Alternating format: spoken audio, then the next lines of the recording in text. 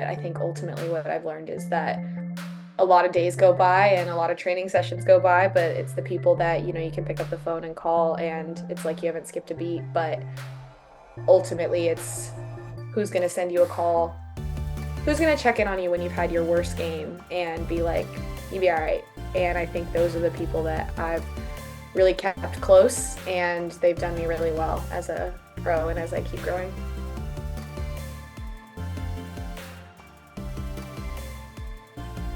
Hey everyone, welcome to another episode of the Oh My Curry Goodness podcast. I'm your host Hamza Islam.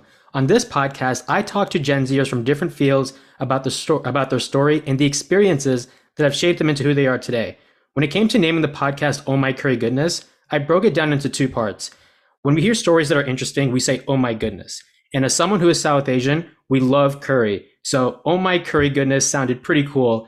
And while it's a great name, I hope that you as listeners join me in taking valuable lessons from each guest as you continue to write your own story and also find what it's like to be another person, because we don't do a really good job of being able to go, I forget the analogy, but we don't do a good job of being able to see what it's like to be another person. We're not in their shoes. And so I want to be able to make this podcast as humanistic as possible. And I hope you guys as listeners continue to support this podcast in the future. Now, this week, I am speaking with Madison Hammond, who is a professional soccer player for Angel City Football Club of the National Women's Soccer League. Now, what makes this interview really cool is not only does she wear my favorite jersey number, but she is also the first she is also the first Native American player to play in the National Women's Soccer League.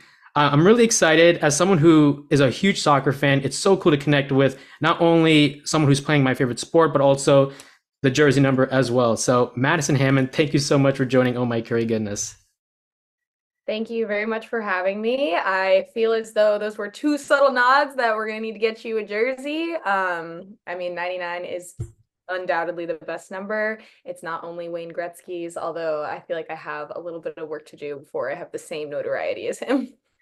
Oh my gosh, and it's so funny because I know you have an interesting story with how 99 came, because it was because of a jersey mishap, but for me it was a lot is because as someone who loved playing FIFA, the highest rating you can get is 99, and then I also liked Brooklyn 99, so there's Ah. that. So if I ever go to an Angel City game, because I'm from Columbus, Ohio, so we have our professional soccer team, I'm gonna be like, where is the Madison Hammond jersey?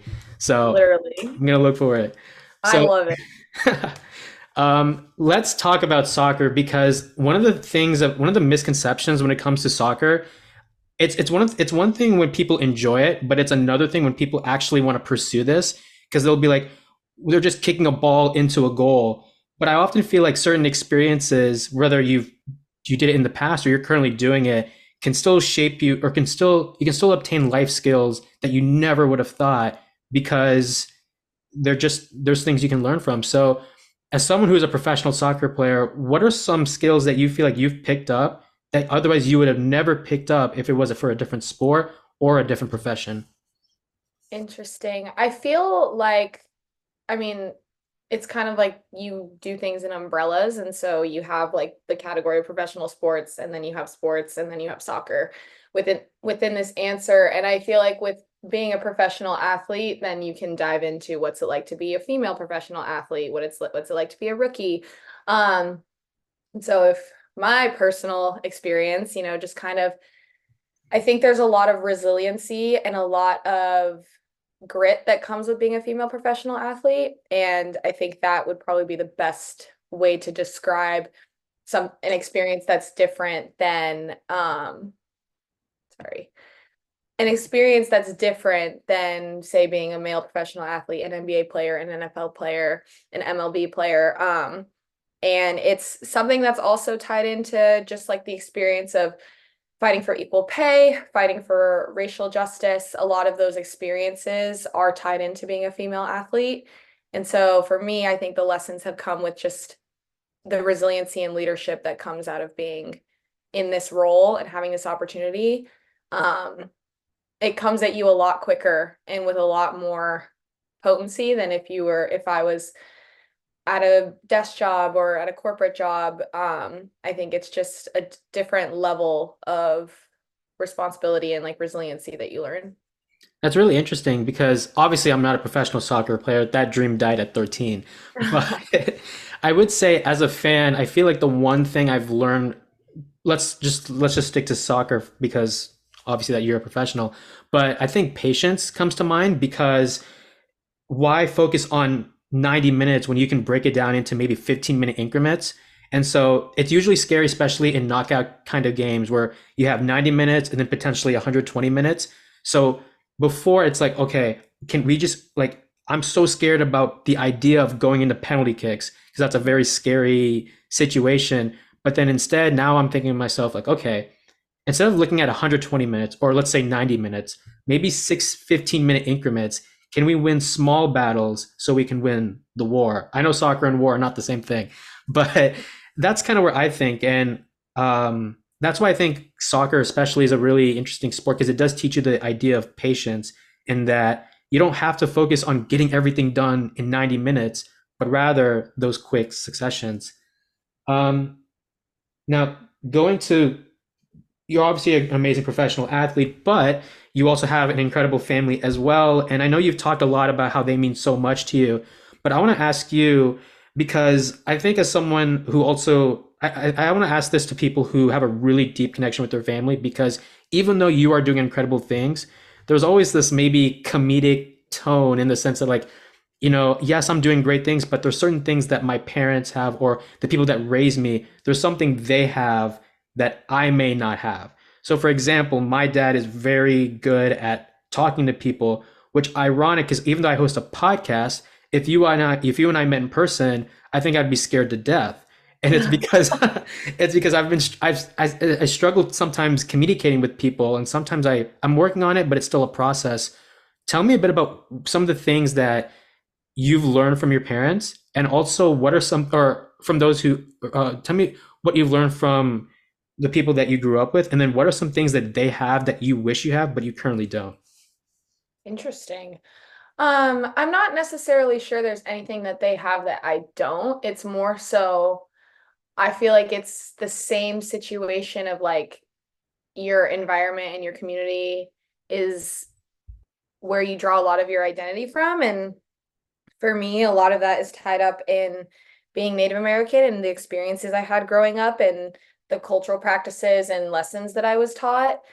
I think my uncle being on the PGA Tour for so long, it was a level of fame and a level of true excellence that I am aspiring to.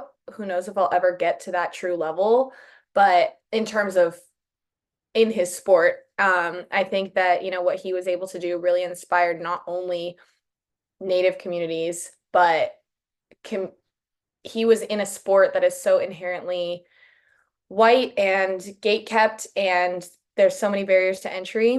But I think I've seen a lot of similarities in football where that I didn't realize were there. There are a lot of barriers to access. It's really hard to make it to the next level. Um, and so I think the fact that both him and I are the first in our respective sports lanes, lives. His upbringing was looked completely different than mine, but yet we still kind of had this position thrust upon us. Is pretty crazy considering we're coming from the same family. But at the same time, I think I've been able to lean on him a lot for support and guidance, and also just kind of like a person in my family that truly understands what's it like to be an athlete and what it's like to, struggle and what it's like to feel failure. And that might be daily failure or it might be larger failure. Um, Conversely, I have a really, really supportive family. My mom and my sister are truly foundational in teaching me what it truly means to be loyal and unconditionally supportive. And I think that translates in how I want to show up as a teammate, how I want to show up as a competitor. And being able to wake up and do the same thing over and over and over again is one of the hardest things ever. And it's the people that are able to do it really well are the ones that have the longest careers. And that consistency is something that I've really relied on from them. And even if I'm having the worst day ever, relying on them to, still be supportive, still push me, still tell me that it's going to be okay. And those are three people that have truly just been in my corner. And that has been really foundational in allowing me to feel like I can be really brave in pursuing this career because I think that also in growing up, I was raised in a house where the standard was excellence and whether that was school, sports, anything, you were always going to do things to the best of your ability. And in doing that, it's also like you graduate with honors from a top 25 school, and then you're telling your mom, like, oh, I'm going to make $20,000 a year playing professional soccer at the time. And that sounds crazy when you're saying it to your mom who sacrificed so much for you, but realizing that the dream is the dream and knowing that that unconditional support is still going to be there is not something that everyone gets. So I feel like that's a lot of lessons in one answer, but it's just something that not everyone has, and especially people in my position who at the time I thought that I had everything kind of, figured out in terms of playing on the best club teams, going to play for a college in the ACC and putting myself in the best positions, but realizing how much sacrifice it actually took to get there. I couldn't put in perspective until 10 years later. Yeah, no, that's a really great answer, and I do appreciate it.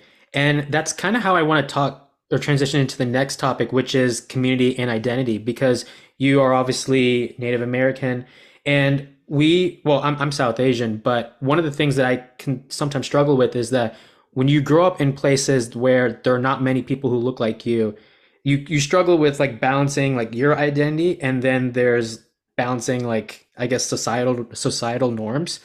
And so I want to ask you, because you talked about how you grew up with people that didn't look like you, and even today, how do you continue to stay true to your identity? Because you're not just it's like in politics we have that term Republican in name only, which obviously I'm not going to go into that, but how do you I guess how do you continue to remember who you are and just embrace who you are as a person? You're not just a Native American in name only, but it's something that you actually live every day, if that makes sense.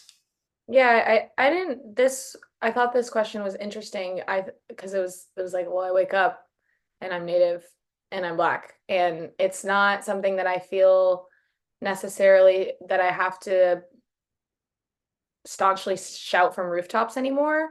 Um, I think that that is something as, being one biracial, but two kind of having experiences in a lot of like white spaces is that you just have to show up as yourself and whatever that means and whatever you want to bring into that space, you have to do it just with like a level of urgency and a level of precision, I guess, but not feel like you have to be so perfect. And I feel like in a lot of spaces, you can show up and be like, well, am I being Native enough? Or am I being Black enough? Or am I, not being palatable enough? And there are so many times where you can like say that to yourself.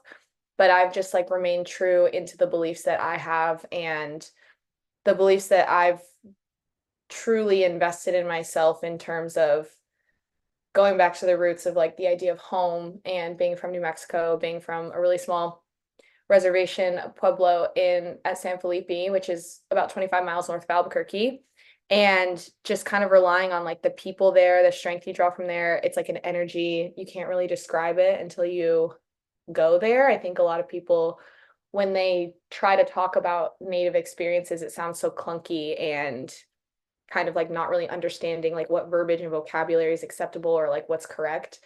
And you truly can't describe it and like internalize and understand it unless you go visit these places and go visit these communities. On the flip side, with Black culture, I feel like a lot of it is, comes into mainstream media, comes into trends and stuff like that. And how is it appreciated versus appropriated? And I think being kind of a part of just being a representation of that instead of actively feeling like I need to be a certain way um is like a conscious choice that happens every day, but also it's something where I'm like, just show up as you and like be you. And that is a true representation of what it means to be Native, be Black, be a woman in all of these different spaces. and less about what are other people thinking of me, because then you're not really being true to yourself. You're kind of fulfilling or furthering another person's perspective or an idea about you.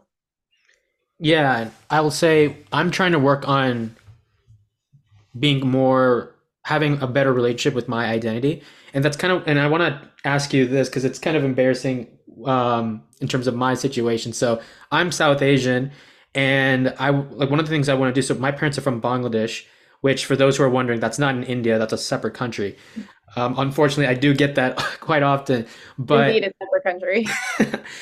one of the things that I want to do is learn the language because I usually speak to my parents, my grandparents, or just any of my siblings in English. And growing up, I was just more, I think I will plead guilty to this charge. I was more of like a South Asian in name only. I didn't really embrace anything. And then nowadays, like, yeah, I love curry. And yeah, that's technically a dish that's popular in South Asia. And then also, in addition to soccer, I also love watching cricket, which is another popular sport, although it takes 10 hours to finish a game, but that's not the point.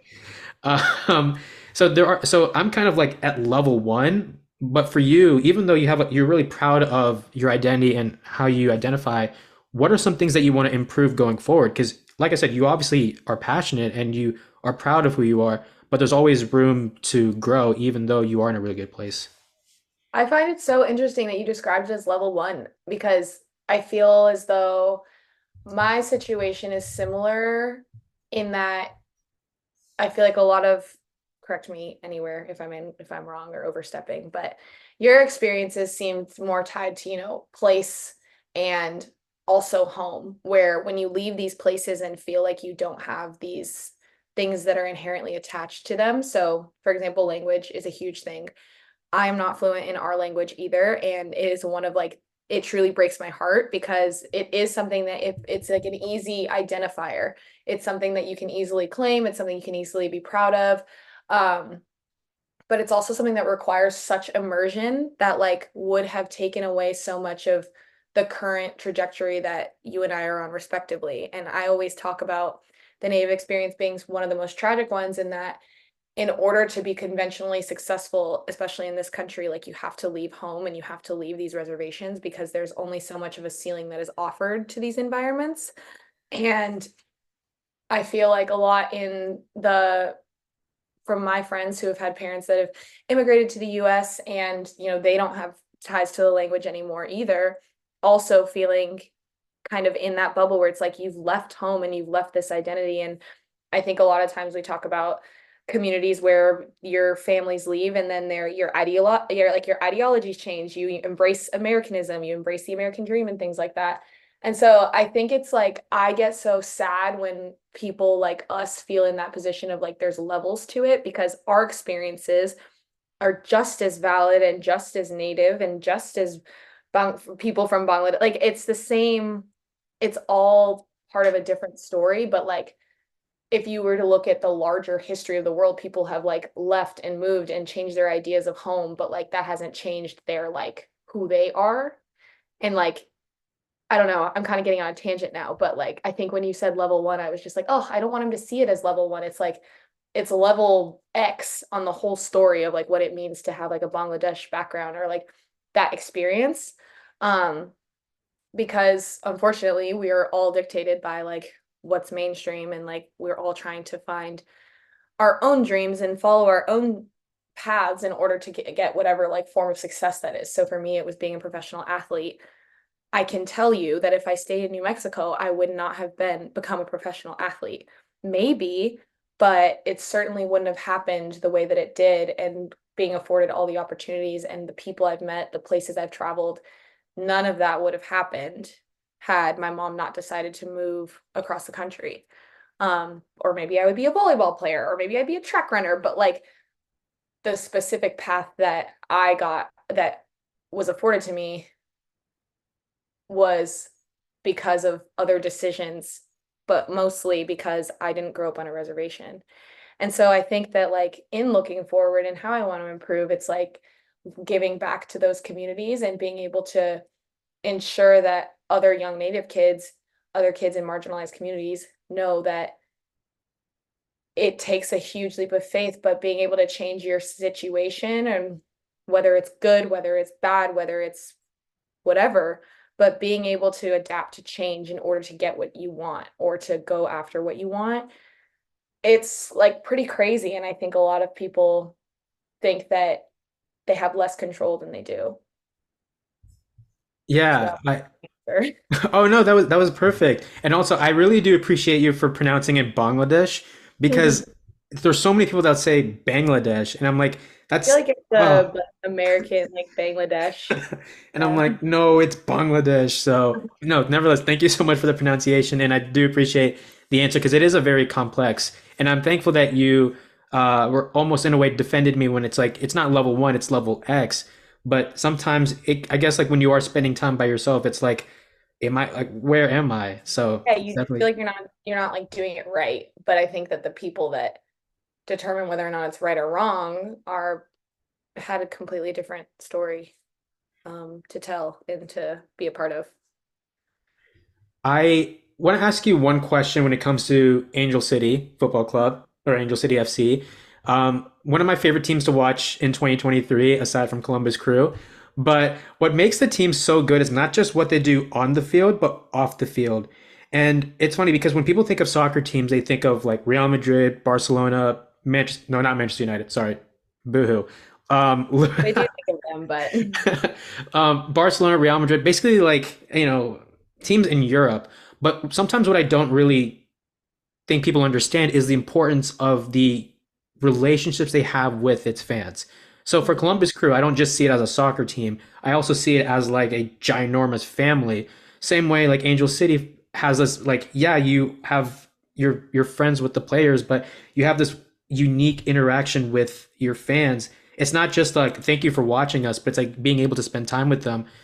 I know you're one of many soccer players, but I do want to ask from your perspective, how important is community and relationships when it comes to when it comes to a soccer team? Because forget having good results on the field, you want to be able to develop that relationship with the fan and knowing that one, you're not intimidating because professional soccer players are a pretty cool job, but at the same time, remember that like you are a part of this team even if you're not playing on the field.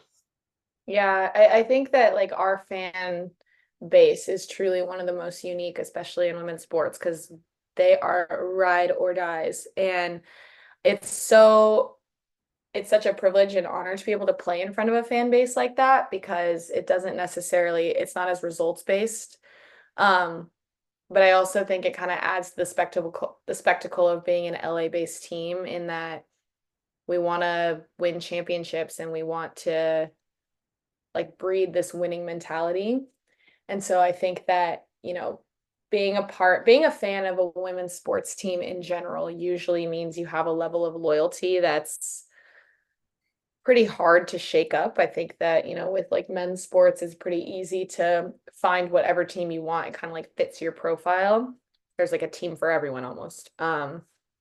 I think when you look at women's sports, it's a little bit different because, you know, marketing, advertising, how are women's sports looked at as a brand.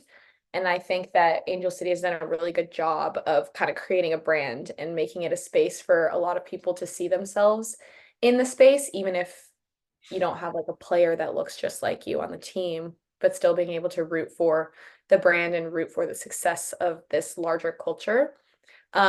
And so I think there has been a lot of intentional movement and choices made to create that brand. And I think that it's very similar to Columbus Crew. I have a friend who's from Columbus.